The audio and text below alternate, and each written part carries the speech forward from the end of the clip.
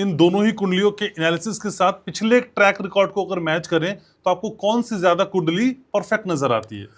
देखिए, उसमें हमारे पास बहुत ज़्यादा डेटा नहीं है, हमारे पास कुछ डेटा है। जैसे हम बर्थ टाइम करेक्शंस कर लें, कुछ कर ले, तो उसमें जैसे कि उनका मैरिड लाइफ डिस्टर्ब दिखनी चाहिए किसी चार्ट में, ठीक है। संतान का योग नहीं दिखना चाहिए। फादर की अर्ली डेथ होनी चाहिए। उनकी अपनी ऑटोबायोग्राफी में उन्होंने लिखा है कि उनके फादर जब 42 ईयर थे उनकी डेथ हो गई थी। तो इन सारे कॉम्बिनेशंस को मिलाएं, और जो कि उनकी खुद की वर्डिंग है कि दुर्गाष्टमी को मेरा जन्म होता है, तो वो जो टाइम है वो फिर 5 अक्टूबर है 1954, जो सेकंड कुंडली है।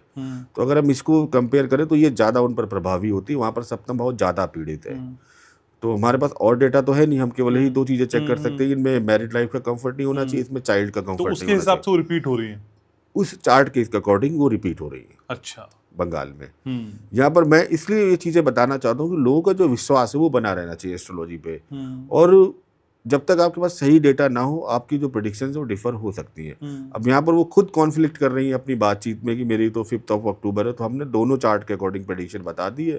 मुझे अपनी जो गट फीलिंग है वो सेकंड चार्ट जब हमने डिटेल में देखा वो ज़्यादा ठीक लगता है।